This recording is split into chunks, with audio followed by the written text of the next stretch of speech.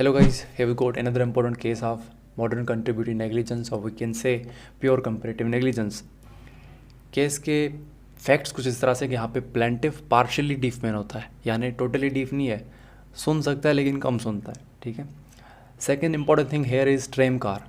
ट्रेम car आप screen पे देख सकते हैं, सच टाइप ऑफ कैबिन का पटरियों पे चलती है। ठीक है।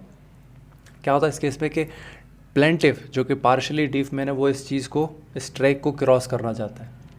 ये करते हुए ट्रेम कार इसको रोक कर देता है। एज रिजल्ट इस प्लेंटिफ को, पार्शियली डीफ मैन को काफ़ी ज़्यादा इंजरीज आती हैं, कोर्ट पहुंच जाता है। कोर्ट में ये पता चलता है कि डीफ मैन यानी प्लेंटिफ की भी गलती थी। ठीक है। वो डीफ था, सुन नहीं पा रहा था, पार्शियली डीफ था, लेकिन वो अंधा तो नहीं था, वो देख तो सकता था। ठीक है। यहाँ पे इसकी ये कंट्रीब्यूटिव नेग्लिजेंस, इसका फॉल्ट प्रूव हो चुका। अब बात करते हैं डिफेंडेंट की।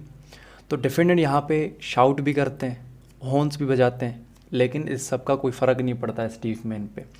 डिफेंडेंट से गलती ये हो जाती है कि ये स्पीड कम नहीं करते, बस चिल्लाते हैं, हॉर्न बजाते हैं, उनको ये उम्मीद होती है कि हट जाएगा। उनको ये नहीं पता था कि ये जो है डीफ मैन है। ठीक है। उनकी ये गलती है। तो इन सारी चीज़ों को देखते हुए कोर्ट ने डीफ मैन को कंपनसेशन अलाउ की, और कोर्ट ने यहाँ पे ये बात बहुत वाज़ेह कर दी कि इस एक्सीडेंट में दोनों का इक्वल पार्ट है। ठीक है।